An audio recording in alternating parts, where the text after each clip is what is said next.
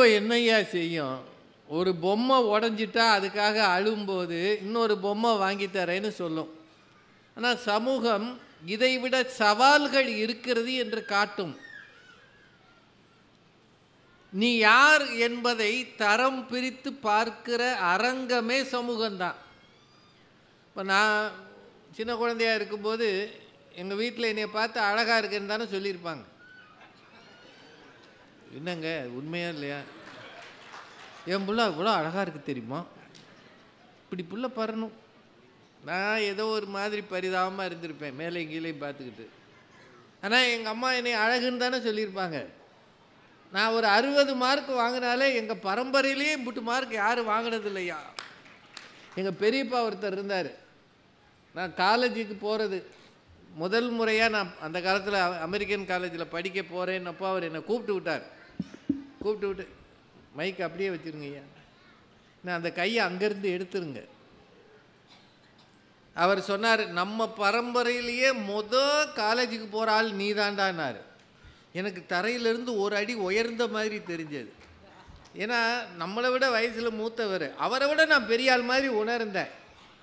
காலேஜுக்கு போனால் தான் தெரியும் நான் எந்த ரேஞ்சில் இருக்கேன்னு. எங்கள் வாத்தியார் ஒருத்தர் சொன்னார், நீ எல்லாம் எருமை மேய்க்கத்தாண்டா லாயக்குனார். ஏன்னா எனக்கு அப்போ அவ்வளவு ஆங்கிலம் தெரியாது. இப்போது நீங்கள் மிக உயர்ந்தவர்கள் என்று உயர்த்துவது, மனதளவில் பெருசு பண்ணுறது வீடு. ஆனால் உன் உயரம் இதுதான் என்று மற்றவர்களோடு அளந்து பார்ப்பது சமூகம். அதுதானேயா உனக்கு முக்கியம்னு ரொம்ப நல்லா பேசியிருக்கிறாருங்க. பேசினாரா இல்லையாங்க?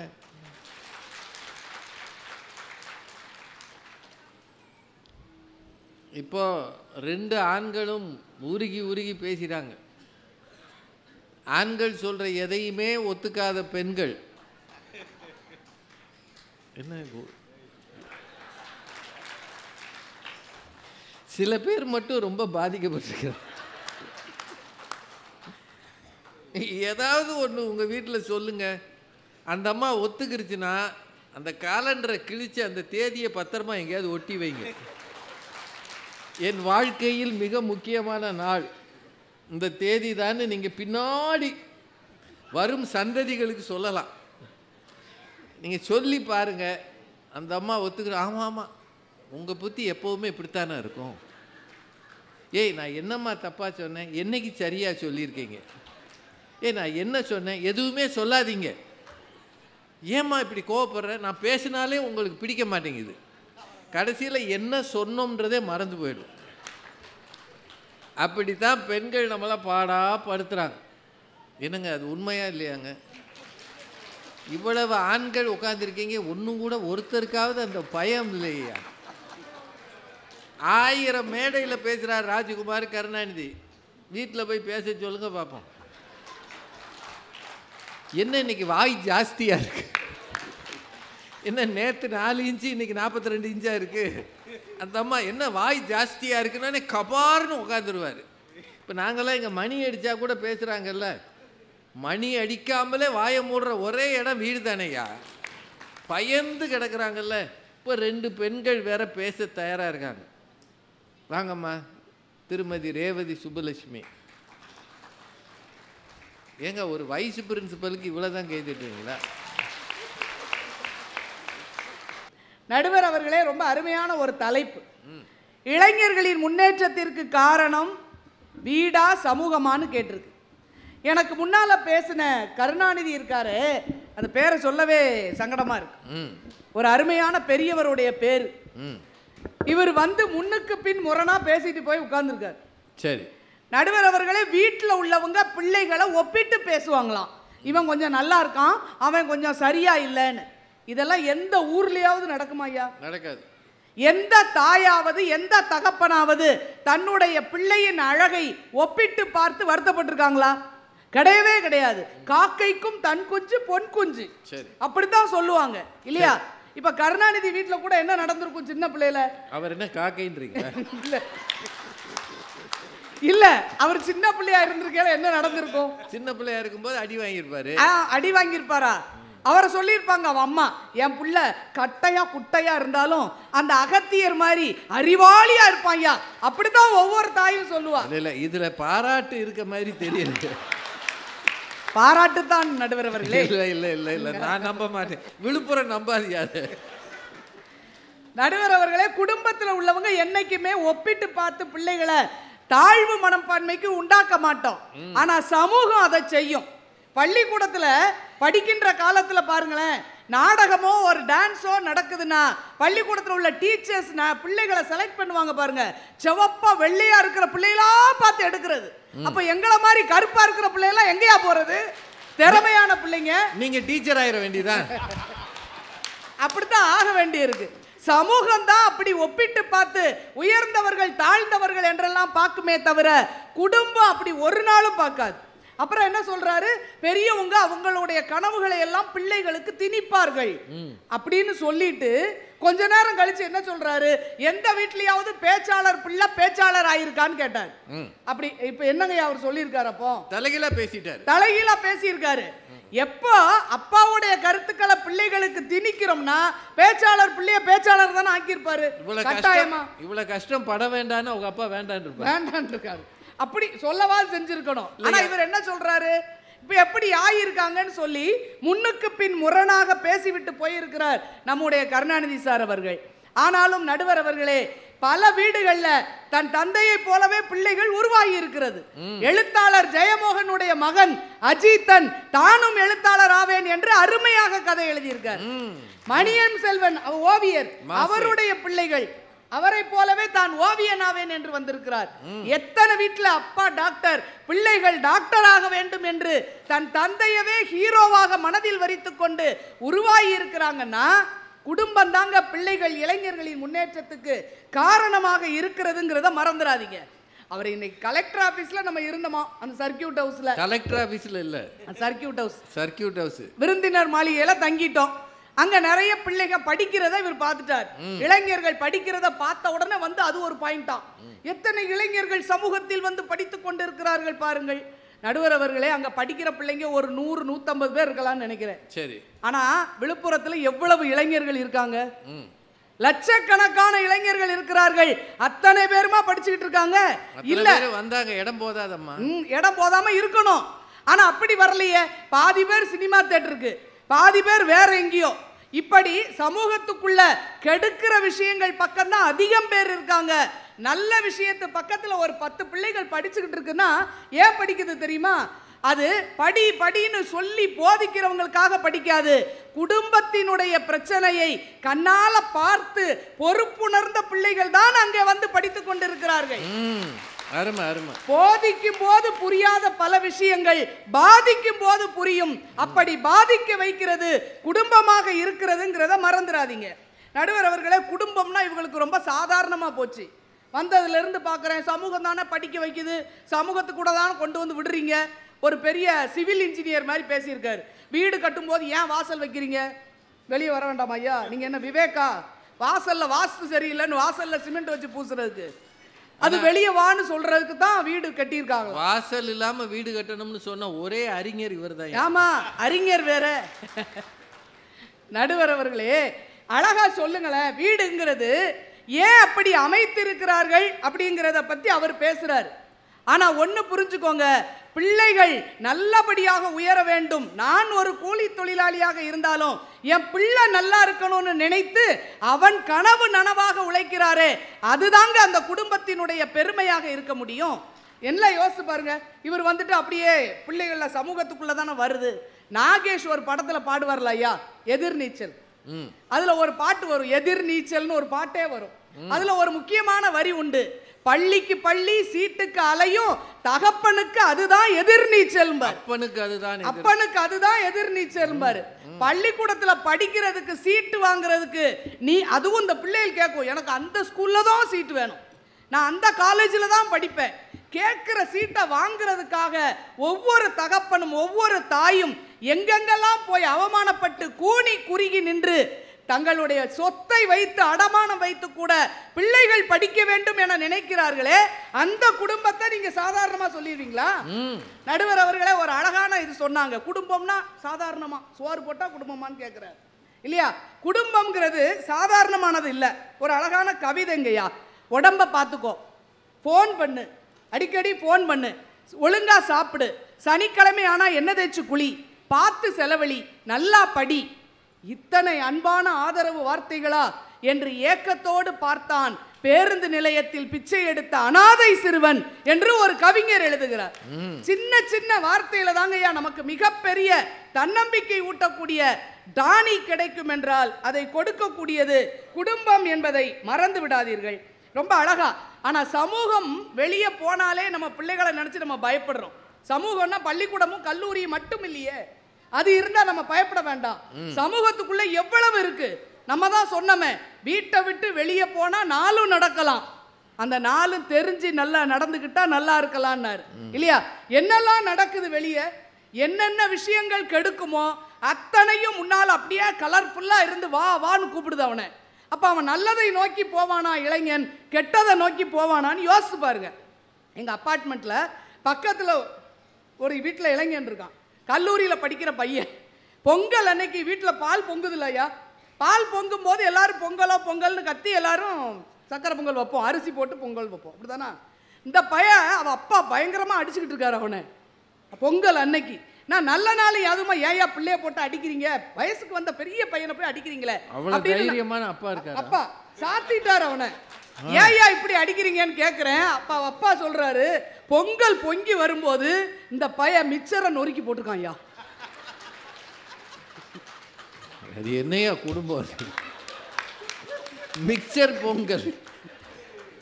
அவனுக்கு எங்க பழகி இருக்கான் பாத்தீங்களா, நொர அடங்கணும்னா மிக்சரை போடணும் அப்படின்னு அவனுக்கு நண்பன் சொல்லி கொடுத்துருக்கான். அதை பார்த்துட்டு வந்து இப்படி ஒரு சூட்சுமா இருக்குன்னு எனக்கு தெரியாம போச்சு. வேற கடையிலேயே இருந்திருக்கான். அப்ப எப்படி ஒரு சமூகம் ஒரு இளைஞனை சீரழித்து கொண்டு இருக்கிறதுன்னு கொதிச்சு போய் நாங்க பேசிக்கிட்டு இருக்கோம். சமூகம் தான் காப்பாத்துதுன்னு கவிதைகளா சொல்லிட்டு போயிருக்காரு கருணாநிதி. வந்து சமூகம் நுரையும் கொடுக்குது, மிக்சர் ரெண்டும் கொடுத்துருச்சு, ரெண்டையும் கொடுக்குது. நடுவர் அவர்களே, இது பிப்ரவரி மாசம். இளைஞர்கள் எதை மறக்கிறானோ இல்லையோ இந்த மாசத்தை மறக்கவே மாட்டாங்க. 14ஆம் தேதி, அதாவது நம்ம காலத்துல நம்ம புரிஞ்சுக்கிட்டது அந்த ஒரு நாள் தான், பிப்ரவரி 14 காதலர் தினம். அவ்வளவுதான் நமக்கு தெரியும். நம்ம காலத்துல அதுவும், எங்க காலத்துல அது கூட தெரியாது. நம்ம காலம்னா அவங்க ஏன் வயசு ஆயிடும் இல்ல, அப்ப கொஞ்ச காலத்துக்கு பிறகுதான் அந்த ஒரு தேதி கூட தெரிஞ்சுது இல்லையா? ஆனா இப்ப இந்த மாசம் முழுசும் கொண்டாடுறாங்க ஐயா அந்த காதலர் தினத்தை. அதுக்கு என்னென்ன பேர்லாம் வச்சிருக்கான் பாருங்களேன். சாக்லேட் டே ஒரு நாள், டெடி டே, டெடி பியர் வாங்கி கொடுக்கறது, chocolate day, teddy day, rose day, propose day, hug day, kiss day, breakup day. அது அடுத்த நாளே, அது 15ஆம் தேதி. இப்படி கொண்டாடி அவனுக்கு உண்மையா ஃப்ரைடேயா சாட்டர்டேயான்னு கூட தெரிய மாட்டேங்குது. இத்தனை விதமா அதை பிரித்து வைத்து கொண்டாடிக்கிட்டு இருக்கோன்னு கொண்டாடுறானே. இந்த சமூகத்துல எப்படி இளைஞர்கள் முன்னேற முடியும் அப்படிங்கிறத நாங்க கேட்கிறோம். நடுவர் அவர்களே, குடும்பம்ங்கிறது உடலை மட்டும் வளர்க்கவில்லை, நம் உணர்வையும் சேர்த்து வளர்க்கக்கூடிய இடம் குடும்பமாக இருக்கிறதுங்கிறத மறந்துடாதீங்க. மாவீரர் சாம்ராட் சிவாஜியை பத்தி பேசும்போது வரலாற்றில் சொல்லுவாங்க, அவருடைய ஆட்சி காலத்துல ஒரு நாட்டை ஜெயிச்சுட்டு வந்துட்டார், ஒரு அரசனை ஜெயிச்சுட்டு வந்துட்டாரு. உடனே தோல்வி அடைந்த நாட்டில் இருக்கின்ற பொருட்களை அள்ளிட்டு வருவாங்க இல்லையா, அப்படி கொண்டு வந்த போது ஒரு தளபதி வந்து சிவாஜி கிட்ட பேசினார். மாவீரர் மன்னர் அவர்களே, மாமன்னர் அவர்களே, உங்களுக்கு ஒரு அருமையான பரிசை நாங்கள் எடுத்து வந்திருக்கிறோம்னார். அப்படியா, என்ன பரிசு கொண்டு வந்திருக்கீங்கன்னு சிவாஜி ஆர்வமா கேட்டார். உடனே ஒரு பல்லக்கை திறந்து விட்டார்கள். உள்ள ஒரு அழகான பொண்ணு உள்ள இருக்கு. எதிரி நாட்டில இருந்து தூக்கிட்டு வந்திருக்காங்க, ஜெயிச்ச நாட்டில இருந்து. அதை பார்த்துட்டு சிவாஜி கொஞ்ச நேரம் அப்படி நின்னாராம். நின்று விட்டு சொன்னார், என் தாய் இப்படி ஒரு அழகாக இருந்திருந்தால் நானும் பேரழகனாக பிறந்திருப்பேன் அல்லவா என்று சொன்னாராம். அப்போ அடுத்தவரின் வீட்டு பிள்ளைகளை தாயாக மதிக்க வேண்டும் என்ற உணர்வை பால் ஊட்டும் போதே சிறந்த பண்பாட்டு உணர்வையும் ஜிஜிபாய் ஊட்டியதால் தான் மாவீரன் சிவாஜி அப்படிப்பட்ட உயர்ந்த மனிதராக வாழ்ந்திருக்கிறார் என்பதை மறந்துவிடக்கூடாது.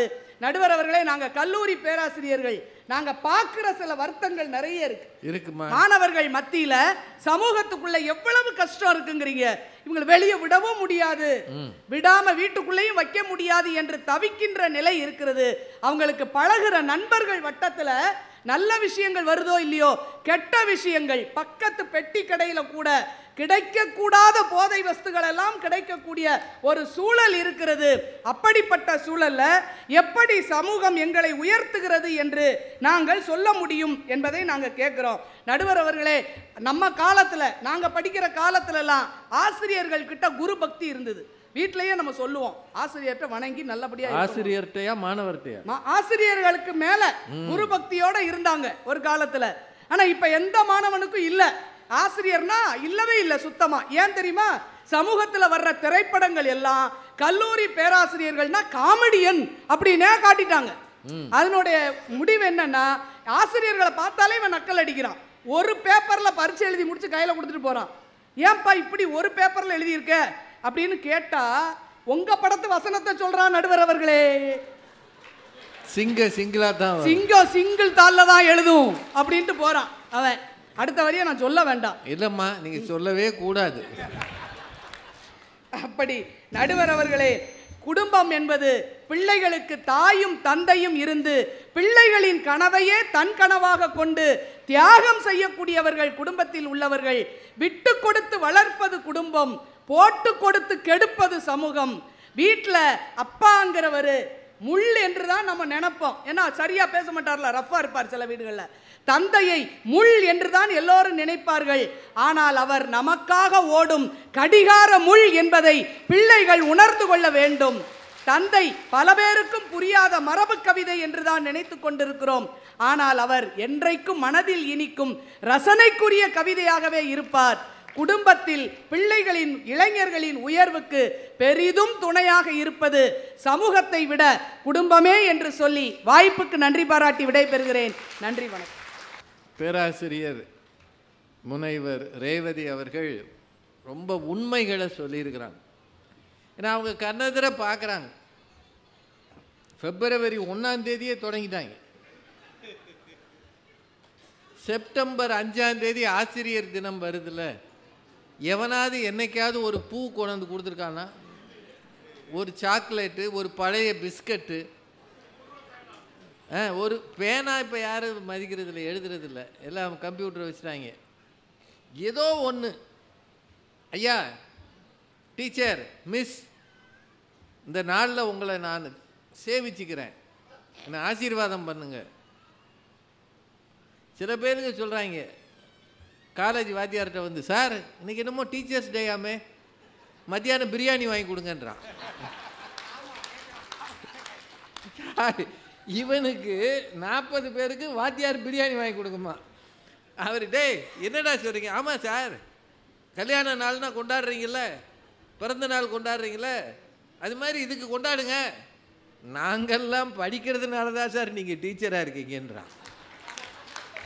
நாங்கள் மட்டும் வரலைன்னா உங்களுக்கு சம்பளமே போச்சு, நன்றியோடு இருங்கன்றான். ஆனால் February மாதம் விதவிதமாக அன்னைக்கு என்னென்ன கனவு கற்பனைகளில் இருக்கான்னு தெரியுமா? சில பேர் 3-4 பேருக்கு வாங்கிடுறான். ஒரு கிஃப்ட் கிடையாது, 3-4 கிஃப்ட். அங்கே கொடுக்கறது இங்கே தெரியாது, இங்கே கொடுக்கறது அங்கே தெரியாது.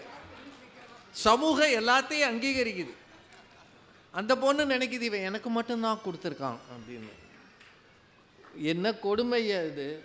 குடும்பத்துக்குள்ளே இந்த சிலுமிஷம் பண்ண முடியுமா? என்னங்க அவங்க சொன்னது உண்மையா இல்லையாங்க?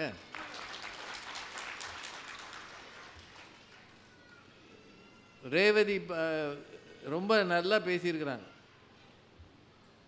3 பேர் பேசிட்டாங்க. உண்மையிலேயே இந்த தலைப்பெல்லாம் ரொம்ப ஜோக் அடிக்கிற தலைப்பு கிடையாது. ஏன்னா இளைஞர்களை பற்றி பேசுகிறோம். இருக்கிறதுலாம் 40-50 ஆவரேஜ் ஏஜ் 35-40-50 தான் இருக்குது. இளைஞர்கள் எவனும் வரமாட்டான். எங்களை பற்றி இவங்கெல்லாம் பேசுகிறாங்க, என்ன தெரியும்னு பேசுகிறாங்க. இதுக்கு இவ்வளோ பெரிய கூட்டம், waste of time. What you think about us? நான் யார், என் கனவு என்ன, என் கற்பனை என்ன, என்னையா நீங்கள் அப்படின்னு அவன் ஒரு நினைவில் இருப்பான். ஆனாலும் நீங்கள் ரொம்ப பொறுமையாக இவ்வளவு ஆர்வமாக தொடங்கின அதே உற்சாகத்தோடு இருக்கிற விழுப்புரம் மக்களுக்கு நன்றியும் வாழ்த்துகள். இப்போ அப்பாவை பற்றி கவிதை எழுதின நம்முடைய கவிதா அவர்கள், பேரே கவிதா ஜவஹர், அப்புறம் கவிதை வேற எழுதியிருக்கிறாங்க. வாங்கம்மா. இன்னைக்கு இருக்கிற இளைஞர்கள் சாக்லேட் டே கொண்டாடுறாங்களாம். உங்களுக்கு சுகர் இருந்தால் அதுக்கு நாங்கள் என்ன பண்ண முடியும்? அவன் வயசில் இருக்கிறான், அதெல்லாம் கொண்டாடுவாங்க. இப்படிலாம் பொறாமைப்பட்டுட்டு யாராவது அலையலாம்? இல்லைம்மா, சாக்லேட் டேன்றத February 14 கொண்டாடுறான். அதுதான் கஷ்டம். ஏன் கொண்டாடக்கூடாதா? தப்பு இல்லைம்மா, நீங்க சொல்லுங்க. உங்களை மாதிரி இளைஞர்களுக்கு தானே அந்த உணர்வு புரியும். அந்த மாதிரி வயசானவங்களோட சேராதீங்க நடுவர் அவர்களே. February 14 இளைஞர்கள் கொண்டாடலாட்டி தாங்க தப்பு. கொண்டாடலாட்டி தான் தப்பு. இந்த வயதில் அவன் காதலையும் கடந்து போக வேண்டும் என்பதுதான் இந்த சமுதாயம் அவனுக்கு கொடுக்கிற சுதந்திரம். ஒண்ணுமே செய்யாம உட்கார்ந்துட்டு இருந்தோம்னா அது அந்த டீம் மாதிரி உப்புக்கு சப்பானி. அந்த டீம் உப்புக்கு சப்பானியா? எதிரணியை இவ்வளவு மரியாதையா பேசின பேச்சாளர் நீங்க மட்டும்தான். ஐயா, அவன் அப்படியே ஒரு கவிதை எழுதுவான், அதற்காக 4 புஸ்தகம் வாங்குவான், அதில் ஒரு மயில் இறகு வைப்பான். நாளைக்கு இவன் ஒரு கவிஞர் வைரமுத்து மாதிரி, பழனி பாரதி மாதிரி, கவிஞர் மனுஷி மாதிரி, தாமரை மாதிரி, இசை மாதிரி ஒரு கவிஞர்களாக வருவாங்க. மனுஷிய புத்திரன் ஒரு கவிதை புக் எழுதியிருக்கிறாருங்கய்யா. இப்படி வித்து தீந்துக்கிட்டே இருக்குது. இந்த புக்குக்கு பேர் என்ன தெரியுமா? உன்னை யாரும் அணைத்து கொள்ளவில்லையா? அப்புறம் என்னம்மா வாங்கத்தானே செய்வாங்க. மிஸ் யூன்னு ஒரு புக்கு 3500 ரூபாயா? 50 பேர் வாங்கி இருக்கிறாங்க. அப்ப இப்படி ஒரு கவிஞர்கள் உருவாக வேண்டும் என்றால் நீங்க ஒரு கவிதை புத்தகம் போட்டீங்க. நான் போடுறது ஏதோ பாவப்பட்ட புஸ்தகம். அந்த நீயே முளைப்பாய் அப்படின்னு நானே முளைச்சுக்கிற வேண்டியதான். நீயே முளைப்பாய் அப்படின்னு என்ன பேசுறீங்க? ஊனி வச்சிருக்கா, முளைக்க விடல. வீர சிவாஜியை பார்த்தீர்களா? அவங்க அம்மா தான் வளர்த்தாங்க, வேற யாரும் அவர் வளர்க்கவே இல்லையா? வீர சிவாஜி தான் ஒரு மிகப்பெரிய வீரன் அப்படிங்கிறதுல அவருக்கு கொஞ்சம் ஆணவம் வந்து விட்டது. அவருடைய குரு சமர்த்த ராமதாஸ்கிட்ட சொல்றாரு, எல்லாருக்கும் நான் சாப்பாடு கொடுத்துட்டேன், படை வீரர்களுக்கெல்லாம் உணவு கொடுத்துட்டேன், என் மக்களுக்கெல்லாம் பசியார வைத்து விட்டேன். சிரிச்சுக்கிட்டே, அப்படியா, இந்த கல்லை எடு அப்படின்னாரு. அந்த கல் அப்படி உடைச்சு பார்த்தா உள்ள ஒரு தேரை வெளியே வந்தது. அந்த குரு சொன்னார், கல்லுக்கு உள்ளே இருக்கிற தேரைக்கும் நீதான் உணவு கொடுத்தாயா அப்படின்னு. அந்த நிமிடத்திலிருந்து வீர சிவாஜி தன்னுடைய ஆணவத்தை அடக்கிவிட்டு இன்னும் பணிவோடு இருந்தார் என்று அவர் வரலாறு சொல்லுகிறது. என்றால் வீடு செல்லம் கொடுக்கும் இந்த சமூகம்தான் ஆணவம் இல்லாமல் வாழ்வதற்கு கற்றுக் கொடுக்கும் என்பதை மறந்து விடாதீர்கள். இதுல நாங்க முன்னுக்கு பின் முரணா பேசுறோம் மயங்கானியில. இந்த அம்மா ரொம்ப கரெக்டா பேசியிருக்கிறாங்க. வந்தவுடனே என்ன சொன்னாங்க தெரியுமா? புத்தகம் ஒரு குழந்தை போல, அதை தூக்கி கொஞ்சுங்கள், கையில் வைத்துக் கொள்ளுங்கள், தொட்டிலில் போட்டு ஆட்டுங்கள் அப்படின்னு சொன்னார். அவ்வப்போது அமுல் கொடுங்கள், அப்போது ஃபேரக்ஸ் கொடுங்கள் அப்படின்னு அப்படிலாம் சொன்னாங்கல்ல. இந்த புஸ்தகத்தை யார் எழுதி தருவா? அவங்க அம்மா அவங்க அப்பாவும் எழுதி தருவாங்க. அவங்க வீட்டு கணக்கு வேணால் எழுதுவாங்க. அரிசி 5 கிலோ, பருப்பு 1/2 கிலோ, இது வேணா அம்மா எழுதுவாங்க. ஆனால் புத்தகத்தை இந்த சமூகத்தில் இருக்கிற ஒரு படைப்பாளி தான் தர முடியும் என்பதை நீங்க புரிஞ்சுக்கோங்க. முதல்ல அப்படி சொல்லுவாங்களாம், அப்புறம் இப்படி சொல்லுவாங்களாம். இவங்க முன்னுக்கு பின் முரணா பேசிட்டு எங்களை குறை சொல்லுவாங்களாம். என்னங்க அநியாயமா இருக்குது. அப்புறம் அவங்க படிக்கும் போது நடந்த ஒரு சம்பவம் சொன்னாங்க பார்த்தீங்களா? டான்ஸுக்கும் நாடகத்துக்கு சவுப்பாக இருக்க பிள்ளைங்களை தேர்ந்தெடுத்திருக்காங்க அந்த ஆசிரியர். அவங்கள சேர்த்துக்கலாம். ஆனால் அவங்கள எதுக்கு தேர்ந்தெடுத்தாங்க தெரியுமா? இந்த பிள்ளை கருப்பாக இருந்தாலும் கத்தி கத்தி பேசுது அப்படின்னு பேச்சு போட்டிக்கு தேர்ந்தெடுத்திருக்கிறாங்க. அந்த ஆசிரியை தேர்ந்தெடுத்ததுனால தான் இன்னைக்கு இவங்க இவ்வளோ பெரிய பேச்சாளர் இருக்காங்க. தூத்துக்குடியில் ஒரு கல்லூரியில் பேச்சு போட்டிக்கு தேர்ந்தெடுத்தாங்கன்னு சொல்றது சரி, கருப்பா இருந்தாலும் உங்களை யார் சொல்ல சொன்னாங்க? அவங்க தான் சொன்னாங்கயா, நான் கருப்பா இருக்கேன் அதனால என்னை டான்ஸுக்கு தேர்ந்தெடுத்தேன். இப்படி எல்லாம் நேரடியா இல்லை, அவங்க சொன்னதை நான் சொல்லி காட்டினேன், அவ்வளோதான். நானா சொல்லலை, எனக்கு என்ன தெரியும்? அவங்க அந்த வயசில் கருப்பாக இருந்தாங்களான்னு எனக்கு எப்படிங்க தெரியும்? அவங்களே தன் விளக்க குறிப்பு மாதிரி சொல்லிட்டு போனாங்க நடுவர் அவர்களே, நான் சொல்லலை. பேசுங்க கொடுமையா இருக்கு. ஐயா கொஞ்சம் அமைதியா இருங்க ஐயா, நாங்க 4 பேர் பேசிக்கிறோம் ஐயா, தயவு செய்து ஐயா. சமூகம் எவ்வளவு பிரச்சனையை உண்டாக்குது. இன்னைக்கு ஐயா நடந்த சம்பவம் ஒன்று நான் சொல்கிறேன். இவங்கள மாதிரி கற்பனையெல்லாம் நான் பேச விரும்பல. நீங்கள் பூரா சத்தியம் தானே பேசுறீங்க. இன்னைக்கு அறையில் நாங்கள் 2 பேரும் இருந்தோமா, அப்போ ஒரு சம்பவத்தை சொன்னாங்க. 2 நாளைக்குள்ளே நடந்த சம்பவம். ஒரு சமூக நல அமைப்பு என்ன பண்ணியிருக்குது, ரொம்ப கஷ்டப்படுற ஏழையாக இருக்கிற மாணவர்கள் 1-2 பேரை சொல்லுங்கள், நாங்கள் ஃபீஸ் கட்டுறோன்னு இந்த மேடத்திட்ட சொல்லியிருக்காங்க. இவங்க இந்த கிளாஸில் பீப்புள் லீடர்னு ஒரு பொண்ணு இருக்கும்ல, அதை கூப்பிட்டு உன் கிளாஸில் ரொம்ப சிரமப்படுறவங்க உனக்கு தானே தெரியும், யாராவது 1-2 மாணவர்களை சொல்லுமா, அவங்களுக்கு நான் சொல்லி ஃபீஸ் வாங்கி தரேன். உடனே அந்த பிள்ளை ஒரு பையன் பேரை சொல்லியிருக்கு. இந்த பையன் வந்து கஷ்டப்படுறான் மேடம், எனக்கு நல்லா தெரியும், அவனுக்கு வந்து நம்ம வாங்கி கொடுப்போம். சரி, நீ அவங்ககிட்ட ஒரு வார்த்தை பேசிடு. உடனே அந்த பையனுக்கு அந்த பொண்ணு ஃபோன் பண்ணியிருக்கு. அந்த பையன்கிட்ட கேட்டிருக்குது, உனக்கு ஃபீஸ் நாங்கள் கட்டிடட்டுமா, நம்ம தமிழம்மா மூலமாக ஒரு வாய்ப்பு வருது. அவன் சொல்லியிருக்கான், எனக்கு ஃபீஸ் கட்டுறது கஷ்டம்தான், ஆனால் பரவாயில்ல, கொஞ்சம் கஷ்டப்பட்டாவது எங்கள் வீட்டில் கட்டிடுவாங்க, ஆனால் நம்ம வகுப்பில் இன்னொருத்தன் இருக்கிறான்ல, அவனுக்கு ஃபீஸ் கட்டுங்க, அவனுக்கு தான் அப்பா இல்லை, அம்மா கஷ்டப்பட்டு வேலை பார்க்குறாங்க, அவனுக்கு கட்டுங்க. அந்த பொண்ணு இவங்களுக்கு ஃபோன் பண்ணி சொன்னோன்னே இவங்க சொன்னாங்க, எனக்கே கண் கலங்கிருச்சு, இந்த காலத்து பிள்ளைங்க எவ்வளவு சமூக அக்கறையோடு வாழ்ந்து கொண்டிருக்கிறார்கள் என்று சொன்ன அதே வாய்தான் இந்த மேடையில் வந்து குடும்பம் தான் உங்களை காப்பாற்றும், சமூகம் தெருவில் விடுன்னு சொல்லலாமாமா? சொல்லலாம். இல்லைன்னா அந்த கதையை என்கிட்ட சொல்லாம ரூம்ல இருக்கும்போது தேவையில்லாம பேசக்கூடாது, வாயை மூடிட்டு இருக்கணும். அது பரவாயில்லன்னா ஒரு சினிமா பாட்டை வேற சொல்றாங்க, வீட்டை விட்டு வெளியே வந்தால் நாளும் நடக்கலாம், நாளும் தெரிஞ்சு நடந்துக்கிட்டா நல்லா இருக்கலாம். இது யாருக்கான பாட்டு? இந்த சமூகம் 4ஐயும் தரும், 4ஐயும் எவன் ஒருவன் கற்றுக்கொள்கிறானோ அவன் தான் நல்ல இளைஞனாக இருக்க முடியும் என்று இந்த சமூகம் தானே கற்றுக் கொடுத்திருக்கிறது. என்னம்மா கொலை வெறியோட பேசுறீங்க? இதுல எங்க ராஜ்குமார் சார்லாம் நல்ல மனிதர், நல்ல ஆசிரியர், இங்க வந்தாதான் பேசுவார், வீட்டில் பேசவே மாட்டார். நீங்களே சொன்னீங்களே முடியாது. இங்கே தான் எல்லாம் கைத்தட்ட வச்சு பேசுவார், அங்கே அப்படி கையை கட்டிக்கிட்டே உட்காந்துருப்பார். ஏன்னா அவங்க வீட்டில் யாரும் இவர் பேச்சை கேட்பதே இல்லை. ஆனால் ஒவ்வொரு மார்ச் மாதம் வரும்போது என்கிட்ட சொல்லுவாருங்கய்யா, இந்த மார்ச் மாதம் வந்தாலே எனக்கு படபடப்பாக இருக்குது, படப்பிடிப்பாக இருக்கும்பார்.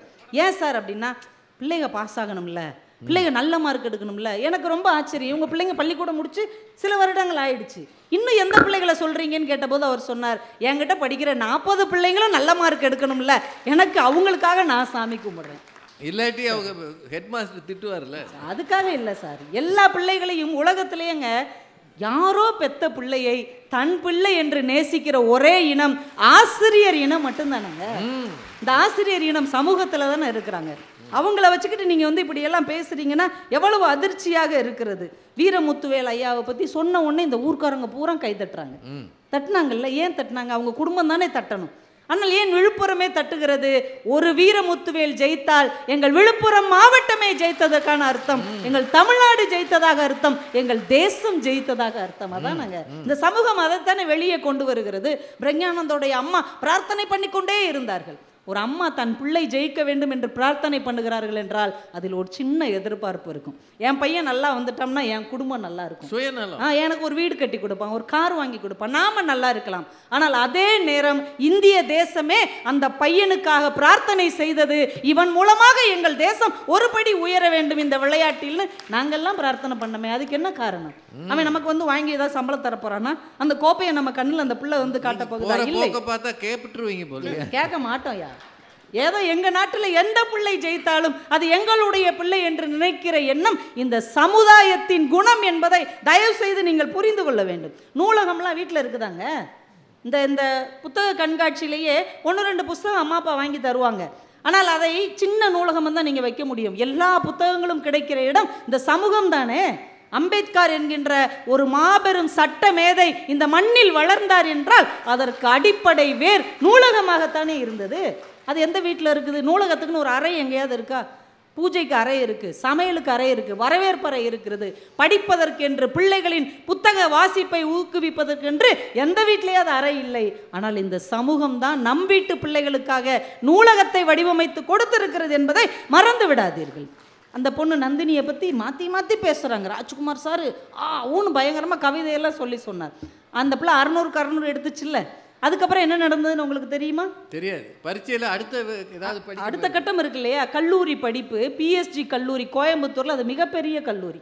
அங்கே அந்த பொண்ணு படிக்கிறதுக்கு சேர்ந்துருக்குது. பிகாம் ப்ரொஃபஷனல் அக்கௌண்டிங் சேர்ந்துருக்குது. பிஎஸ்ஜி காலேஜ் கோயம்புத்தூர்னா அது எவ்வளவு செலவாகும், ஹாஸ்டல் ஃபீஸ் எவ்வளவாகும், அவங்க அப்பா கூலி தொழிலாளின்னு அவர் தான் சொன்னார். இப்போ அந்த பிள்ளை அங்கே போய் எப்படி சேர்ந்துச்சு? அந்த கல்லூரி தானாகவே முன்வந்து ஒரு ஏழை குடும்பத்தில் ஒரு பெண் இவ்வளவு பெரிய சாதனையை செய்திருக்கிறாள், இனிமே அவங்க கஷ்டப்படக்கூடாதுன்னு அவ ஃபீஸ்லேருந்து ஹாஸ்டல் ஃபீஸ்லேருந்து எல்லா செலவையும் அந்த கல்லூரி ஸ்டேட் ஃபர்ஸ்ட் வாங்கினா கவர்மெண்ட்டே பணம் கொடுக்குமா? கொடுக்குறாங்கல்ல. எத்தனை பேர் அந்த வீட்டுக்கு போய் போய் எல்லாம் வைரமுத்து ஐயா தங்க பேனா கொடுத்தாரியா, முதல்வர் எவ்வளோ பெரிய பரிசு கொடுத்தார், நம்ம விஜய் அண்ணா வைர நெக்லஸ் கொடுத்தாருங்கய்யா அந்த பொண்ணுக்கு. ஏம்மா இன்னும் தொடங்கவே இல்லைம்மா. இல்லை பட்டிமன்றத்தை சொல்லலை, அதுக்குள்ள கொள்கை பரப்ப ஆரம்பிச்சிட்டீங்க. அடுத்தது அப்படி இல்லைங்கய்யா, ஊரே போய் கொண்டாடுது இல்லையா? கொண்டாடுதுமா, எல்லாரும் கொண்டாடுறாங்க. எந்த எதிர்பார்ப்பும் இல்லாமல் இந்த சமூகம் தானே அவர்களை கொண்டாடுகிறது. சார், குடும்பத்துக்கு எதிர்பார்ப்புன்னு ஒன்று இருக்கும், சுயநலம்னு ஒன்று இருக்கும். ஆனால் எந்த எதிர்பார்ப்பும் சுயநலமும் இல்லாமல் இந்த இளைஞர்களின் முன்னேற்றத்தை கொண்டாடுவது இந்த சமுதாயமாகத்தான் இருக்கிறது என்பதை நீங்கள் மறந்து விடக்கூடாது. எவ்வளவு விஷயங்கள் இருக்கிறது வீட்டில். அவங்க நமக்கு என்ன கற்றுக் கொடுப்பாங்க? சாப்பாடு கொடுப்பாங்க, நம்முடைய உடல் நலத்தை பாதுகாப்பார்கள், அன்பை கொடுப்பார்கள், அக்கறையை கொடுப்பார்கள், பாசத்தை கொடுப்பார்கள். நாங்கள் குறைய சொல்லலையே. அம்மா அப்பா மாதிரி பாசம் கொடுப்பவர்கள் இந்த உலகத்தில் யாரும் கிடையாது. ஆனால் முன்னேற்றம் கொடுப்பது சமுதாயமாகத்தான் இருக்க முடியும். வேலை நீங்களே கொடுப்பீங்களா உங்கள் பிள்ளைகளுக்கு? படிப்பு நீங்களே கொடுத்துருவீங்களா? அனுபவம் என்கின்ற ஒரு மிகப்பெரிய வாழ்க்கையின் அடையாளத்தை இந்த சமுதாயம் தானே கொடுக்க முடியும். யோசிச்சு பாருங்க, இந்த நாட்டில் நடக்கிற ஒவ்வொரு விஷயமும் நமக்குள்ளே ஒரு மலர்ச்சியை ஏற்படுத்துகிறது இல்லையா? ஒரு கவிதைங்க, அமுத பாரதின்னு ஒருத்தர் ஹைக்கு ரொம்ப நல்லா எழுதுவார். அவர் புத்தகம் இருந்து அவங்க பிள்ளைங்களுக்கு வாங்கி கொடுங்க. 3 வரியில் எழுதுறார். இந்த கவிதையை படித்த எந்த ஒரு இளைஞனின் மனசுக்குள்ளேயும் ஒரு சின்ன மலர்ச்சி ஏற்படத்தான் செய்யும். என்ன கவிதை தெரியுமா? சின்ன கவிதை. கவனியுங்கள், நத்தை கூட சுவடு பதிக்கிறது. வாழ்க்கையில் ரொம்ப ஸ்லோவாக இருக்கிறோம், என்னடா இப்படி வாழ்க்கை போயிடுச்சேன்னு நொந்து போய் இருக்கிற நேரத்தில் கூட அந்த கவிதை சொல்லும், நத்தை தானேன்னு அலட்சியமாக நினைக்காதீங்க, அது மெதுவாக நடந்தால் கூட தன் சுவடை பதித்து விட்டுத்தான் செல்கிறது. நாமளும் ஒரு சுவடை இந்த மண்ணில் பதிக்க வேண்டும் என்கின்ற எழுச்சி அது தருகிறது இல்லையா? வண்ணதாசன் ஒரு கவிதை எழுதினாருங்க. எல்லாரும் இந்த வருஷம் 1ஆம் தேதி ஸ்டேட்டஸில் வச்சுருந்தாங்க.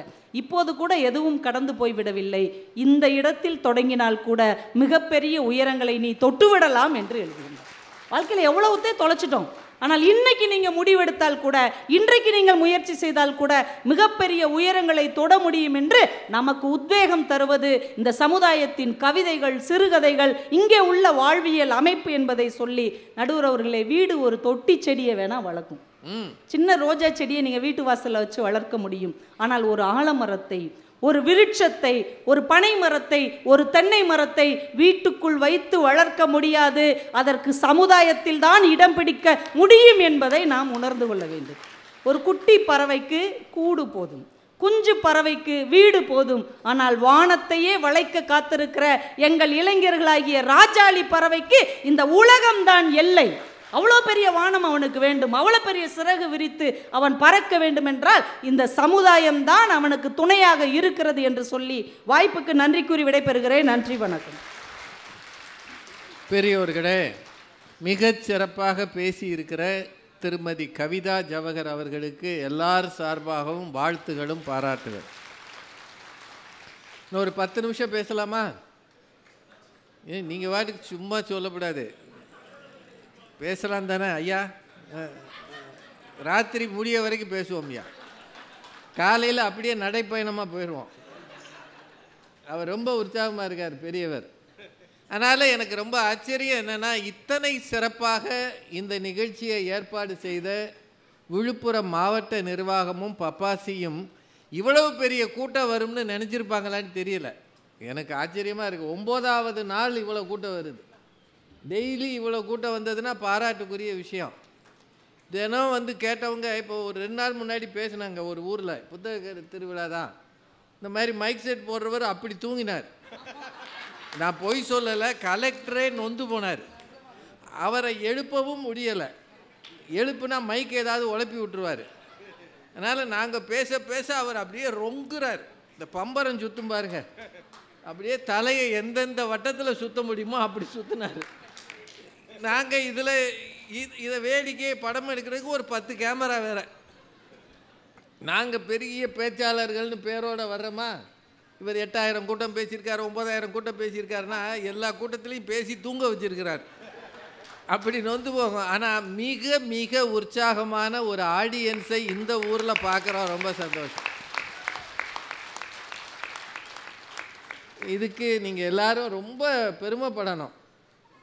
இந்த தலைப்புக்கு கூட்டம் வர்றதான் கஷ்டம். இப்போ இதே குடும்ப தலைப்பு போட்டால் வரும், ஆன்மீக தலைப்பு போட்டால் அதுக்குன்னு தனி பக்தி பூர்வமாக வரும். இளைஞர்களை பற்றி போட்டால் இளைஞர்கள் வரமாட்டான். அவனை தவிர எல்லாம் வந்திருக்கீங்க பாருங்க. சில சின்ன பையலுக்கு வந்திருப்பாங்க. அவன் அவங்க அம்மா அப்பா எப்போ போவோம், இருறா அவர் முடிக்கிட்டு இருந்தால் முடிக்க மாட்டான். பசிக்குதுமா, எனக்கும் பசிக்கும்ல, வாமா, நீ வேற வெட்டியா, உன்னை இனிமேல் எங்கேயாவது நீ கூப்பிடு, நான் வரவே மாட்டேன். இன்றைக்கே சத்தியம் பண்ணுவேன், இனிமேல் நீ எங்கேயாவது கூப்பிடு, நான் வந்தேன்னா என் பேரை மாற்றிக்க. இப்படி பயலையும் சேர்த்து அழைச்சிக்கிட்டு வந்து அவனுக்கு சமாதானம் சொல்லி முடிச்சிருவாரா? கொஞ்ச நேரம்டா, டேய் 4 நல்ல விஷயம் கேட்கணும்டா. இவர் நல்லதாக பேசுகிறாரு, என்னென்னமோ பேசுகிறாரு, எனக்கு ஒன்றுமே புரிய மாட்டேங்குது. I can't understand. இப்படி பயல்களை தட்டி தூக்கிட்டு வந்து உட்கார வைக்கிறது இருக்கு பாருங்க, இது யாருங்க செய்கிறது? யார் செய்கிறது? அம்மா அப்பா தானே. எனக்கு தெரிய நீங்கள் திருக்கோயில்களுக்கு அழைத்து கொண்டு போவது பெருமை, அவர்களுக்குள்ள ஒழுக்கமும் பக்தியும் வளரும். ஆனால் புத்தக திருவிழாவுக்கு அழைத்து வருகிற பெற்றோர்கள் இருக்கிறீர்களே, நீங்கள் தான் அறிவுலகத்தின் கதவுகளை திறக்கிற ஆசான்களாக இருக்கிறீர்கள். அதற்காக அந்த பெற்றோருக்கு பிள்ளைகளை கூட்டிகிட்டு வாங்க, அவனுக்கு புரியலைனாலும் இருக்கட்டும், நொய் நொயின்னு கத்துனாலும் வச்சிருங்க. சினிமாவில் போனாலும் அவன் என்னத்தையோ பார்க்குறான். இங்கே இருக்கிறதுக்கு பாதி அவனுக்கு தெரியாது, கேட்காது, புரியாது. ஆனாலும் அந்த இடத்துல இருக்கிறான்றதே நல்ல விஷயம் தானே. நல்ல காற்றை சுவாசிப்பதற்கு ஒரு சூழல் அமைவது போல நல்ல செய்திகளை கேட்பதற்கான சூழலை அமைத்து தருவது இந்த சமுதாயம்தான் என்று சொன்னார்கள் கவிதா ஜவஹர் அவர்கள். அப்படின்னா இளைஞர்களின் முன்னேற்றத்திற்கு சமுதாயமே அப்படின்னு சொல்லிடலாமா? என்னங்க, எனக்கு நடுவர் அவர் தான். நாங்கள் உலகத்தில் யார் யாரை சமாளிக்கிறோம், அத்தனை பேர் சார்பாக ஒருத்தர் பதில் சொல்றார். குடும்பத்தை அவ்வளோ சாதாரணமாக தள்ள முடியாதுயா. நான் பேசிக்கிறேன், கொஞ்சம் முன் வரிசையில் இருந்து, இல்லை நீங்கள் கொஞ்சம் ஓரமாக உட்காருங்க ஐயா, இன்னும் ஒரு 10 நிமிஷம் எனக்காக உங்கள் சேரை எடுத்துகிட்டு போய் அந்த காரில் கூட உட்காருங்க. இல்லை, அவர் ரொம்ப பெரியவர், ஆனால் ஓவர் உற்சாகமாக இருக்கார். அவர் என் கூட பேசிக்கிட்டே இருந்தாருன்னா தீர்ப்பு சொல்ல முடியாது, இல்லாட்டி அவரை உட்கார வச்சு தீர்ப்பு சொல்லலாம். நல்ல மனுஷன்தான், ரொம்ப உற்சாகமாக இருக்கார், பல வகை கஷ்டங்களில் வந்திருக்கிறார். குடும்பம் அப்படின்றது ஒவ்வொருவரது வளர்ச்சியிலும் பெரிய பங்கு வகிக்கிறது. இவங்க 2 பேர் சொன்னாங்களே, அது தப்பா? விட்டுருங்க ஐயா, அமைதியாக இருங்க ஐயா, மன்னிக்கணும் உங்களுக்கு, அப்படியே விட்டுருங்க. இவர் நல்லா சொன்னார். ஒரு குழந்தை கருவிலே உருவாகும் போதே அதற்கு ஞானத்தை கற்றுத்தர வேண்டும். பிரகலாதன் கதையை படிச்சிங்கன்னா, பிரகலாதனுடைய தாய் கருவில் இருக்கும்போதே அந்த குழந்தைக்கு பக்தி மார்க்கத்தை கற்றுத்தந்தாள். இது கதைன்னு கூட நீங்கள் சில பேர் சொல்லலாம். ஆனால் நாம் வாழுகிற காலத்தில் மிகச்சிறந்த கர்நாடக சங்கீத வித்வான் பாடகர் பாலமுரளி கிருஷ்ணான்னு ஒருத்தர் இருந்தார். கேள்விப்பட்டிருக்கீங்களா? ஒரு நாள் போதுமா, இன்றொரு நாள் போதுமா, நான் பாட இன்றொரு நாள் போதுமான்ற ஒரு பாட்டு திருவிளையாடல்ல பாடியவர் பாலமுரளி கிருஷ்ணா. தங்க ரதம் வந்தது வீதியிலே, இந்த பாட்டெல்லாம் கேட்டு பாருங்க, இனிமையான இசை. சின்னக்கண்ணன் அழைக்கிறான், இளையராஜா மியூசிக்கில், அவ்வளோ ரொம்ப பெரிய பாடகர். அவர் பிறவியிலேயே கலைஞராக பிறந்தார். காரணங்களில் ஒன்று என்ன சொல்கிறாங்க, அவங்க அம்மாவுக்கு வீணை வாசிக்க தெரியுமாம். கருவில் இந்த குழந்தை இருக்கும்போது வயிறு பெருசாக இருக்கும், வீணை வாசிக்கணும்னா அது வயிற்று பக்கத்தில் தான் வச்சு வாசிக்கணும். வீணை வாசிக்கிறது ஒன்றும் எளிமையானதல்ல, கடினமானது. ஆனாலும் அவங்க தாய் தினசரி வீணை வாசிப்பாங்களாம். அப்போ கூட இருக்கிறவங்களாம் சொல்லுவாங்களா, இத்தனை சிரமப்பட்டு எதுக்கு நீ வீணை வாசிக்கிற, தேவையா இது, இந்த நேரம் ஓய்வு எடுக்கணும்னு சொல்லும்போது அவங்க அம்மா சொல்லுவாங்களா, நான் எனக்காகவோ உனக்காகவோ வாசிப்பதில்லை, வயிற்றில் இருக்கிற இந்த குழந்தைக்கு இசையை கற்றுத்தருகிறேன். அப்படின்னா ஒரு தாயினுடைய பங்கு பிள்ளையை உருவாக்குவதில் எவ்வளவு பெரிது. அவர் வளர்ந்து வரும்போது புதிய புதிய மேடகர்த்தா ராகங்களை உருவாக்கினார். இசை உலகத்தில் பெரும் புரட்சியை உருவாக்கினார். அதிசய ராகம், ஆனந்த ராகம்னு ஒரு பாட்டு கேட்டுருக்கீங்களா, அபூர்வ ராகங்கள் படத்தில். அந்த பாட்டை எம்எஸ் விஸ்வநாதன் அதுக்கு மியூசிக் போடும் முன்னாடி புது ராகம் எனக்கு வேணும், ஏன்னா அபூர்வ ராகம்ன்ற தலைப்பு இருக்குது, இதுவரைக்கும் இல்லாத ஒரு ராகம் வேணும்னு பாலமுரளி கிருஷ்ணா கேட்டாராம். பாலமுரளி கிருஷ்ணா புதிய ராகம், அது மகத்தின்னு நினைக்கிறேன், இந்த ராகத்தை உருவாக்கி அந்த ராகத்தில் உருவான பாடல் தான் ஜேசுதாஸ் பாடிய அதிசய ராகம், ஆனந்த ராகம், அழகிய ராகம், அபூர்வ ராகம். ஏன்னா கிரியேட்டர், உருவாக்குகிறவர், உலக புகழ் பெற்றவர், பெரும் விருதுகள் வாங்கியவர். சமூகம்தான் தந்தது என்றாலும் கருவிலே உருவாக்கி தந்தது தாய் என்பதால் குடும்பம்தானே. என்னங்க அது உண்மைதானுங்க. எனக்கொரு மகன் பிறப்பான், அவன் என்னைப் போலவே இருப்பான், தனக்கொரு பாதை வகுக்காமல் என் தலைவன் வழியிலே நடப்பான். இப்படி ஒரு எம்ஜிஆர் பாட்டு கேட்டிருக்கீங்களா? இப்போது சின்ன வயதிலேயே பெற்றோர் என் பிள்ளை இப்படி இருக்க வேண்டும், இன்னவாக வர வேண்டும் என்று தவம் இருக்கிறார்கள். தவம் இருந்தபடி அந்த பிள்ளையை வளர்க்கிறார்கள். ஒவ்வொரு நாளும் ஞானத்தை போதிக்கிறார்கள். ஆசிரியர்கள் சமூகத்தில் இருக்கிறாங்க. ஆனால் முதல் ஆசிரியர் யார்? யார்? தாய். அதுதான் இவ்வளவு பேசுது. அம்மா சொல்லி கொடுத்தது தானே. டே இது சாமிடா, டே இது ஆனாடா, டே இது தாண்டா உன் பாட்டி, கை ரெண்டையும் கூப்பி சாமி கும்பிடு, இப்படி சாப்பிடு, இப்படி பல்லு விளக்கு, படுத்துக்கும்போது இந்த மாதிரி தலை வச்சு படுக்கணும்டா, இப்படித்தான் உடைகள் போட்டுக்கணும். நம்முடைய வாழ்க்கையில் நிறைவு காலம் வரை நாம் கடைப்பிடிக்கிற ஒழுக்க விதிகள் எல்லாம் அம்மா அப்பா கற்றுக் கொடுத்தது தானே. நான் இன்னைக்கு ட்ரெயினில் வரும்போது ஒரு பையனை பார்த்தேன். அந்த பையன் 7ஆம் கிளாஸ் படிக்கிறான். 700 திருக்குறள் அவனுக்கு மனப்பாடமாக தெரியுமா? 700 என்னங்க இவ்வளோதான் அதுக்கு 700? 7 பேர் கைதட்டுறீங்க. அந்த பையன் என்கிட்ட வந்து அவ்வளோ அழகாக சொன்னான். திருமதி பாரதி பாஸ்கர் அவர்கள் டைம்ஸ் ஆஃப் இந்தியாவில் திருக்குறள் வித் டைம்ஸ்னு எழுதுகிறாங்க, நான் அதை தினம் வாரம் படிக்கிறேன், அவங்களுக்கு நான் நன்றி சொன்னேன்னு சொல்லுங்கன்னா. எனக்கு ரொம்ப சந்தோஷமாக இருந்தது. ஒரு 7ஆம் கிளாஸ் மதுரைக்கார பையன் ஆங்கில பத்திரிகையில் வருகிற திருக்குறளை வாசிக்கிறான்னா அதை எழுதுகிறவங்களுக்கும் பெருமை, இந்த பிள்ளைகளை பெற்ற பெற்றோருக்கும் பெருமை. அந்த இடத்துல அவங்க அம்மாட்ட கேட்டேன், எப்படிம்மான்னு. சின்ன வயசுலேருந்து இவன் துருன்னு இருப்பான் சார், ரொம்ப ஓவர் ஆக்டிவாக இருந்தான், இவனுக்கு ஏதாவது ஒன்று செஞ்சு கொடுக்கணும்னு ஆசைப்பட்டேன், சின்ன வயசுலேயே திருக்குறள் சொல்லி கொடுத்தேன், இன்றைக்கி 700 திருக்குறள் படிச்சிருக்கான், பொருளோடு சொல்லுவான், கதை மாதிரி சொல்லுவான்னு அவங்க பெருமையாக பேசினாங்க. அந்த பையன் நான் விழுப்புரத்தில் இறங்கும் முன்னாடி என்கிட்ட வந்து நன்றி வேற சொன்னான், என்னோடு பேசியதற்கு படம் எடுத்ததற்கு நன்றினா. இந்த இங்கிதங்களை, இந்த மரியாதைகளை கற்றுத்தருவது யார்? யார்? அப்பா தானே, அம்மா தானே. அப்படின்னா குடும்பம் தானே சின்ன வயதிலிருந்து ஒருவரை உயர்த்துகிறது.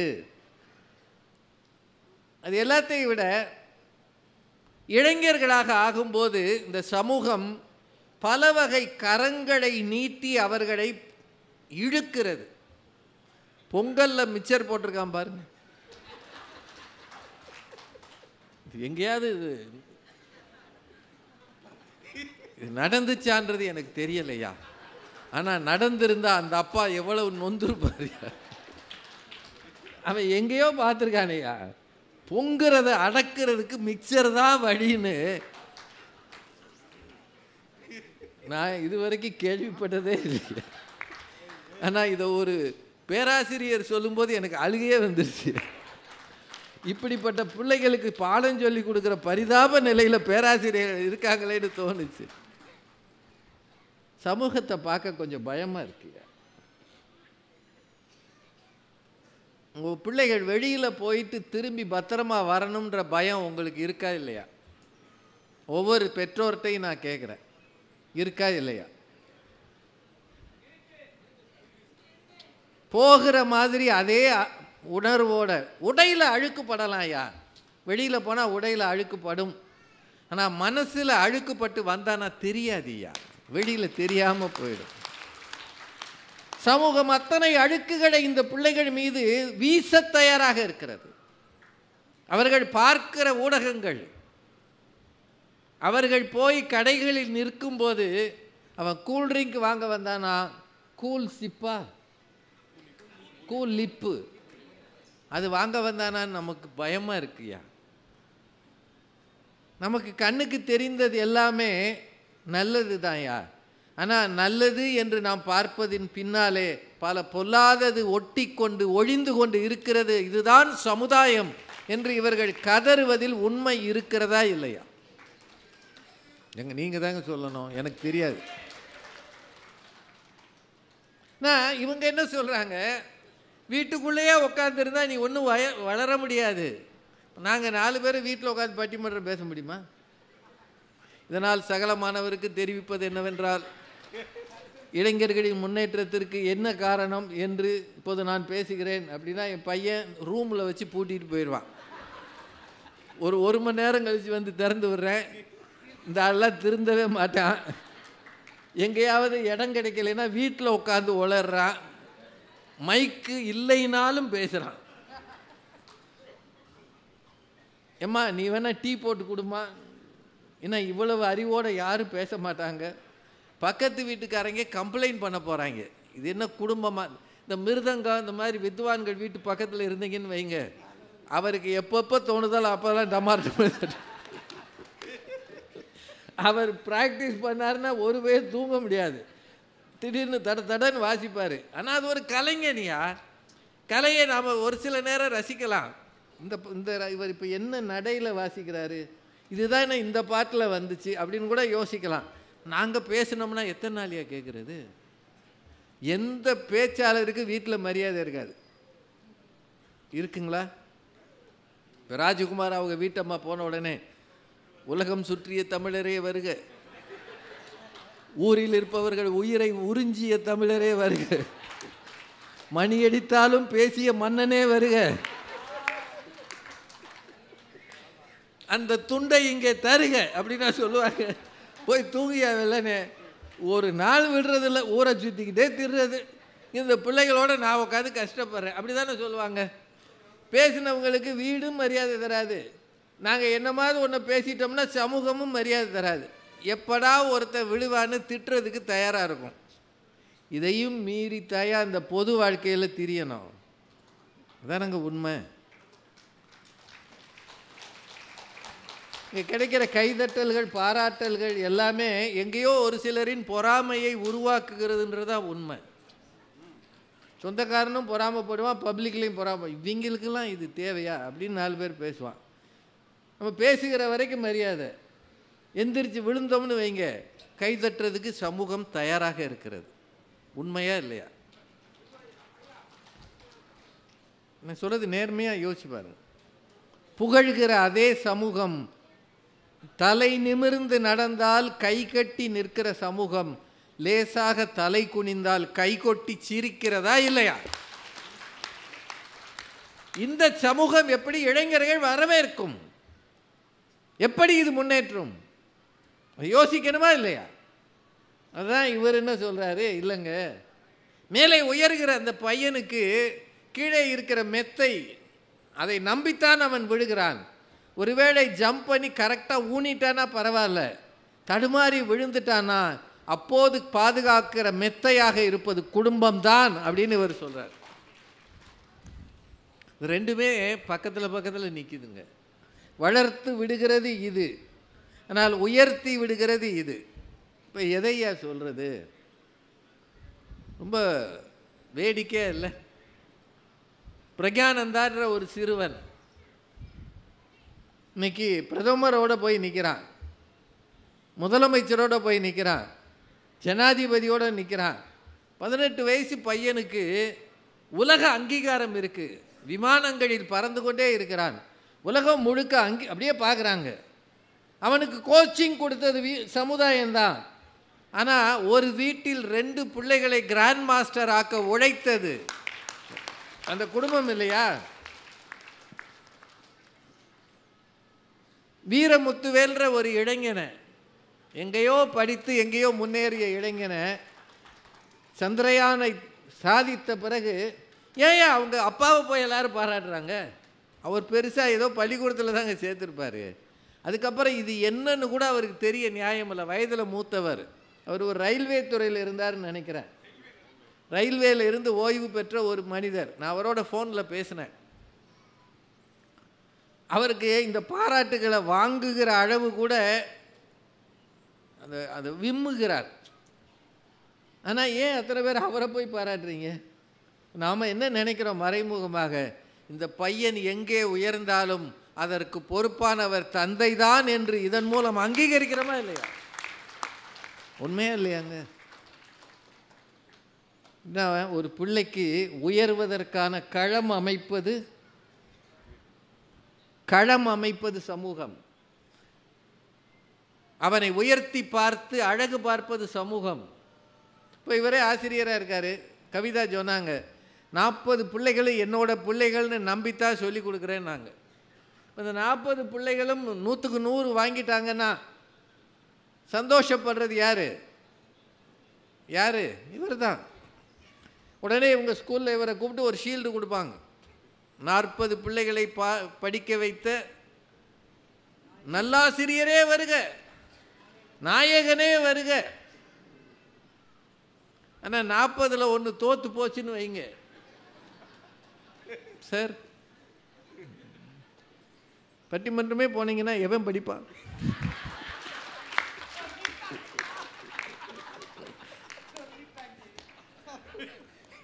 I think you are overusing your privileges. இன்னொரு முறை மாணவர்கள் தோல்வி அடைந்தால் நாங்கள் நடவடிக்கை எடுப்போம். சொல்லுவானா சொல்ல மாட்டானா?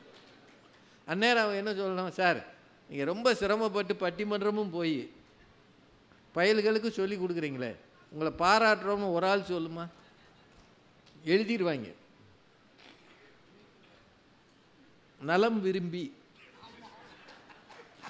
இந்த பள்ளியில் இந்த ஆசிரியர் வகுப்பெடுக்காமல் சுற்றுகிறார்.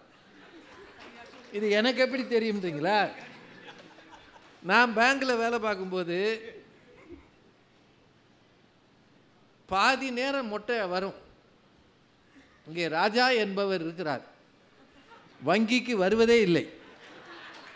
நான் அவரை வங்கியில் பார்த்ததை விட டிவியில் பார்த்ததான் அதிகம். போதா குறைக்கு இப்போ நடிக்கவும் போய்விட்டார். இவர் மீது நடவடிக்கை எடுக்கும்படி தாழ்மையுடன் கேட்டுக்கொள்கிறேன்னு எங்கள் ரீஜனல் மேனேஜருக்கு லெட்டர் போடுவாங்க. இப்போ நம்ம என்ன நினைக்கிறோம்? சமுதாயம் நம்மளை வளர்த்து விடுது. இது எவ்வளவு உண்மை இருக்கிறதோ அவ்வளவு இடைஞ்சலும் இருக்கிறது. இருக்கா இல்லையா? நான் சொல்கிறது நேர்மையாக யோசிங்க. ஆமாங்க,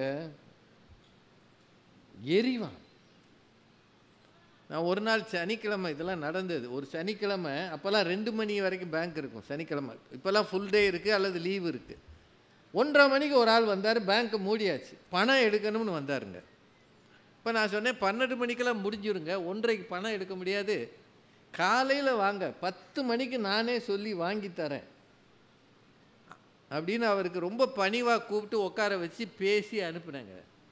அவர் அன்னைக்கே ஒரு பைய கையில் லெட்டர் எழுதி மெட்ராஸுக்கு அனுப்பிட்டார். 900 ரூபா செலவு பண்ணிட்டார். என் மேலே கம்ப்ளைண்ட் கொடுத்துருக்காருயா. நான் தான்யா கூப்பிட்டு உட்கார வச்சு, இது சத்தியமாக நடந்தது. எனக்கு அதை பார்த்துட்டு அழுகையே வந்துருச்சு. வந்தவரை மரியாதையை பேசி அனுப்புனதுக்கு கம்ப்ளைண்ட்டு. அப்படின்னா அவர் நல்ல மனுஷன் தான், என் கூட பழகின ஆள் தான்யா. சமூகம் எப்போ ஒருத்தனை எப்படி பார்க்கும்? புகழ்கிற சமூகம் இகழ்வதற்கும் தயாராக இருக்கிறது என்பதை மறந்து விடாதீர்கள். இந்த ஊரில் நீதி நியாயம் பேச ஆட்கள் இல்லை. இது தவறு என்று கண்டிக்க ஆட்கள் இல்லை. தவறுகளை சுட்டி காட்ட பயந்து கொண்டிருக்கிற சமூகமாக நாம் இருக்கிறோம். இதுதான் உண்மை. இளைஞன் செய்கிற தவறுகளை யாராவது கண்டிக்க முடியுமா? பஸ்ஸில் கலவரம் பண்ணுறான். சென்னையிலலாம் பார்த்தீங்கன்னா பஸ் டே. சில பேர் ட்ரெயினில் அருவாளோட ஓட்டிகிட்டு போகிறான். அவனையெல்லாம் யாராவது ஒரு பொதுவில் இருக்கிறவங்க சொல்ல முடியுமா? இந்த காலேஜில் அங்கேருந்து என்ன சொல்கிறாங்க? காலேஜில் என்ன சொல்கிறாங்க? கடைசியாக காலேஜை விடுங்க, அவங்களெல்லாம் கைது பண்ணி கொண்டு போய் போலீஸ் ஸ்டேஷனில் வச்சா இன்ஸ்பெக்டர் யாரை கூப்பிட்றாரு? ஹெட்மாஸ்டரையா கூப்பிட்றாரு? இல்லை காலேஜ் பிரின்ஸிபலை கூப்பிட்றாரா? உங்கள் அப்பா அம்மாவை கூப்பிட்டுவாங்க. அவங்க வந்து கையை கட்டி நிற்கிறாங்க. யா மன்னிச்சிருங்க ஐயா, கேஸ் போட்டுறாதீங்க, அவன் படிப்பு கெட்டு போயிரும்யா. ஐயா உங்கள் காலில் விழுகிறேன் ஐயா, என் பரம்பரையில் யாருமே போலீஸ் ஸ்டேஷன் வந்ததில்லையா, சேர்வாரோடு சேர்ந்து கெட்டு போயிட்டான்யா, ரொம்ப நல்லவன்யா, வீட்டில் கஷ்டப்பட்டு நான் இவனை படிக்க வைக்கிறேன்யா. ஐயா தனியார் கம்பெனியில் வேலை பார்க்குறேன்யா, 12 மணி நேரம் வேலை பார்க்குறேன்யா, நொந்து போய் 10,000 20,000ன்னு சம்பாதிச்சு இவனை படிக்க வைக்கிறையா. ஒரு தடவை மன்னிச்சு விட்டுருங்கன்னு காலில் விழுகிறது அப்பாவா சமுதாயமா?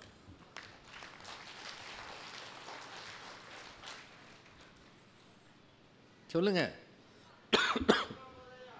அன்னைக்கு ராத்திரி அந்த பையனை கூப்பிட்டு வச்சு பக்கத்தில் உட்காந்து, ரே இத்தனை வருஷம் உங்கள் அப்பா 50 வயசு ஒரு சண்டைக்கு போனதில்லடா,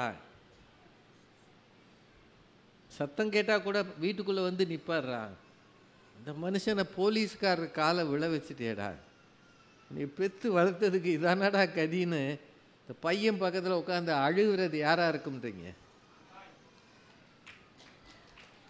இன்னொரு முறை இது நடந்தால் நானும் உங்கள் அப்பாவும் உயிரோடு இருக்க மாட்டேன்யா, எங்கள் வாழ்க்கையே உன்னைய நம்பித்தாண்டா இருக்குது.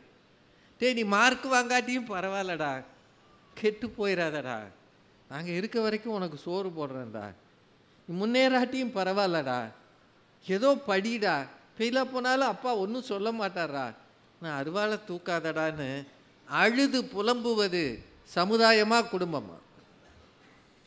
சொல்லுங்க. எனக்கு சட்டை வாங்க நான் வேகமாக போகிறேன்னா, தீபாவளி பொங்கலுக்கு என் பிள்ளைக்கு சட்டை வாங்க வேகமாக போகிறேன்னா, எனக்கு 100 ரூபா 150 ரூபாய்க்கு செருப்பு வாங்கினா என் பிள்ளைக்கு 2000 ரூபாய்க்கு ஷூ வாங்கி கொடுத்தா தான் அவன் கம்பீரமாக நடப்பான்னு ஒவ்வொரு தகப்பனும் நினைக்கிறானா இல்லையா? சார், இந்த சமுதாயம் களம் அமைத்து கொடுக்கிறது. இந்த களத்தில் 2ம் இருக்கிறது. முன்னேறுவதற்கான படிக்கட்டுகளும் இருக்கிறது, புதை குழியும் இருக்கிறது. சில பிள்ளைகள் முன்னேறுகிறார்கள், சில பிள்ளைகள் வீழ்ந்து போகிறார்கள். ஒரே ஒரு விஷயத்தை யோசிச்சு பாருங்க. தெருவில் தவறுகள் செய்கிறவர்கள், குற்றச் செயல்கள் புரிகிறவர்கள், அவர்களை பற்றிய சர்வே எடுத்தீங்கன்னா எல்லார்ட்டையும் ஒரே ஒரு விஷயந்தான் இருக்கும், அவர்களின் குடும்ப பின்னணி சரியில்லாமல் இருக்கும், பெற்றோர்கள் பிரிந்திருப்பார்கள் அல்லது பெற்றோர்கள் இல்லாத பிள்ளைகளாக இருப்பார்கள் என்பதுதான் உண்மை. அவர்கள்தான் குற்றச் செயல்கள் புரிகிறார்கள் என்பதுதான் சர்வேயில் சொல்கிற ரெக்கார்ட். அப்படின்னா அந்த சமூகம் வளர்த்து விடும்போதே நல்ல திசையிலும் வளர்க்கிறது, ரவுடிகளாகவும் வளர்க்கிறது. ஆனால் குடும்பம்தான் என் பிள்ளை ஒழுக்கமானவனாக, உயர்ந்த சிந்தனையாளனாக, மேலே மேலே போகிறவனாக, முன்னேறுகிறவனாக இருக்க வேண்டும் என்று ஆசைப்படுகிறது. வளர்க்க முடியவில்லை என்றாலும் அழுகிறது. எல்லாத்தையும் விட தோற்று போய் வருகிற பிள்ளைக்கு தோள் கொடுப்பது சமுதாயம் அல்ல, குடும்பம் மட்டும்தான். தோல்வியில் துவண்டு விடாதேடா, அப்பா இருக்கிறான்டா, இன்னும் 5 வருஷம் இருக்குடா ரிட்டையர்மெண்ட்டுக்கு, இல்லாட்டி பென்ஷனாவது வரும்டா, ஒருவேளை கஞ்சியாவது அப்பா தர்றேன்டா, தோல்வி தானடா, நான் பார்க்காததாடா. நம்ம சொந்தக்காரங்க எவனும் நம்மளை அங்கீகரிக்கலடா. நான் ஏதோ ஒரு கிளர்க்கு வேலை பார்த்து இந்த அளவுக்கு வந்துட்டேன், ஒரு வீட்டை கட்டிகிட்டு இருக்கேன், நான் இல்லாட்டி இந்த வீடு உனக்கு இருக்கும்டா, பொழைச்சிக்குவடான்னு அவனுக்காக பிரார்த்தனை செய்வது, அவனுக்காக பரிந்து பேசுவது, சமூகம் தருகிற வாய்ப்புகளை விட குடும்பம் தருகிற ஆறுதல் இருக்கு இல்லையா, அதுதான் தோல்வியுற்ற பிள்ளைகளுக்கும் தன்னம்பிக்கையும் தைரியமும் தருகிறது. ரொம்ப நெருக்கடியான தலைப்பு. இது இல்லாமல் இது இல்லை, இது இல்லாமல் இது இல்லை. பல குடும்பங்கள் சேர்ந்தது தான் சமூகம். ஆனால் சமூகத்துக்கு ஒரு தனி பொறுப்பு இல்லை, ஒரு தனி அக்கறை இல்லை, பாதிப்பும் இல்லை. 1000 பேர் அடிபட்டானா 1000 பேர் தானா அப்படின்னு சமூகம் பார்க்கும், என் பிள்ளையா என்று குடும்பம் பார்க்கும். அப்படின்னா குடும்பம்தான் என்னை பொறுத்தவரை. உங்கள் குடும்பத்தை, கட்டுமானத்தை நெருக்கமாக்குங்கள். பிள்ளைகள் மீது உங்கள் கவலைகளையும் கவனத்தையும் வையுங்கள். நீங்கள் உயர்வதை விட உங்கள் பிள்ளைகள் உயர வேண்டும் என்று தம்மக்கள் அறிவுடைமை என்று யோசித்து பாருங்கள். பிள்ளைகளை மீது ஒரு கவனம் செலுத்தி, ஒரு ஆதரவு கரம் நீட்டி, காசு தராதீர்கள், அவர்களுக்காக நேரம் தாருங்கள். அப்படி இருந்தால் சமூகம் ஒருவேளை விஷ வித்துக்களை விதைத்தாலும், பாச வலைகளை நீட்டி அவர்களை இழுத்தாலும், உங்கள் பிள்ளைகள் ஒரு நாளும் கெட்டு போக மாட்டார்கள். முன்னேற்ற பாதையில் தான் அவர்கள் அடியெடுத்து வைப்பார்கள் என்று நான் நம்புகிறேன். சமூகம் தன்னுடைய உயரங்களை அவர்களுக்கு தயார் செய்யட்டும். ஆனால் அதற்கு தகுதியானவர்களாக அவர்களை கொண்டு போய் நிறுத்தி, பிரக்யானந்தாவின் தாய் பட்ட பாடுகளை பார்க்கும்போது குடும்பம்தான் அவர்களுக்கு முன்னேற்றத்திற்கு பெரிதும் துணை செய்கிறது என்று சொல்லி, இதை அங்கீகரிக்கிற உங்களுக்கு நன்றி சொல்லி வணங்கி விடைபெறுகிறேன். நன்றி, வணக்கம். இந்த தகவல் உங்களுக்கு பிடிச்சிருந்தா லைக் பண்ணுங்க, உங்க ஃப்ரெண்ட்ஸுக்கு ஷேர் பண்ணுங்க, மறக்காம எங்க சேனலுக்கு சப்ஸ்கிரைப் பண்ணுங்க.